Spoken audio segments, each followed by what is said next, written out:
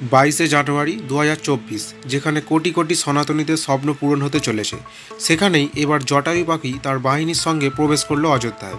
আসলে সম্প্রতি এক এমন খবর সামনে এসেছে যেখানে বলা হচ্ছে শকুন অর্থাৎ জটায়ু তার বংশের সাথে উপস্থিত হয়েছে অযোধ্যায়। এখন এটিকে চমৎকার বলবেন নাকি কোইন্সিডেন্ট? আর ঘটনাটি শুনতেই বেশ অদ্ভুত লাগলেও আপনাদেরকে বলে দিই ঘটনাটি সম্পূর্ণ সত্য, আর সেটি আপনি ভিডিওটিকে শেষ পর্যন্ত দেখলেই বুঝতে পারবেন।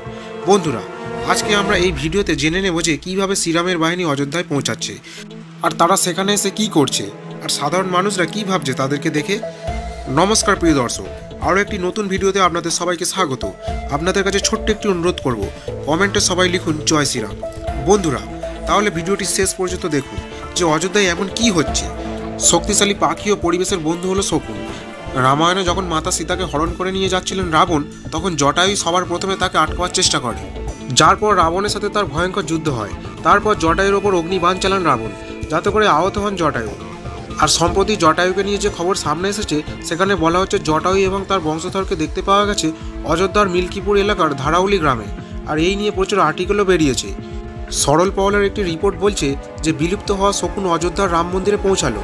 দৈনিক ভাস্করের একটি রিপোর্টে তারা হেডিংয়ে লিখেছেন যে অযোধ্যায় দেখা গেল শকুনের দল। মানুষ বলছে রাম মন্দিরের প্রাণ প্রতিষ্ঠার পূর্বে প্রভু রামের ভক্তরা পৌঁছে যাবে। আর সিএনটি নিউজের একটি আর্টিকেলে বলছে জটায়ুর দল পৌঁছালো অযোধ্যায়। অযোধ্যায় কোথা থেকে এলো বিলুপ্ত শকুন? আপনাদেরকে বলে দিই, ধারাউলি গ্রামের বাসিন্দারা অনেকগুলি শকুনকে 2-3টি গাছের ডালে বসে থাকতে দেখেন, আর তা দেখি তারা স্তম্ভিত হয়েছেন, কারণ বর্তমানে শকুন এক লুপ্তপ্রায় প্রাণী। আর একসাথে এত পরিমাণ শকুনের অযোধ্যায় প্রকট হওয়া এক চমৎকারের থেকে কম কিছু নয়, এবং বিগত কিছু বছরে এমন দৃশ্য তো দেখাই যায়নি।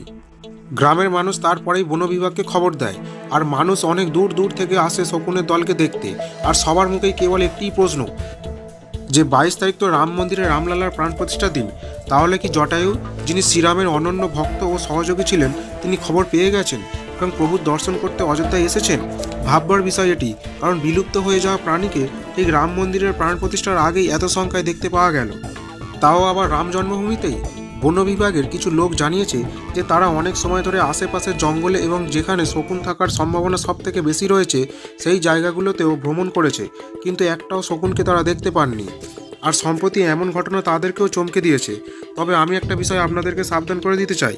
স্ক্রিনে আপনি এখন যে ছবিটিকে দেখছেন, অনেকে এই ছবিটিকে ইউজ করে এমনটা দাবি করছে যে এটি অযোধ্যায় দেখতে পাওয়া জটায়ু, কিন্তু এই ছবিটি আগের বছরের কানপুরের একটি ছবি, আর এই ছবিটির সঙ্গে রাম মন্দিরের কোনো সম্পর্ক নেই, তাই এটি ফেক ছবি। এবার আসছে আজকের ঘটনায়, যেখানে অযোধ্যায় একাধিক শকুন দেখতে পেল অযোধ্যার মানুষ। অর্থাৎ অযোধ্যায় 22শে জানুয়ারি আমাদের মতো মানুষের পাশাপাশি শ্রীরামের অনন্য ভক্ত ও প্রাণীরা এই মুহূর্তে সাক্ষী হয়ে থাকবে। এবং 22শে জানুয়ারি আস্তে আস্তে আরও কী কী চমৎকার হয় তা জানার জন্য সাবস্ক্রাইব করুন আমাদের চ্যানেলটিকে।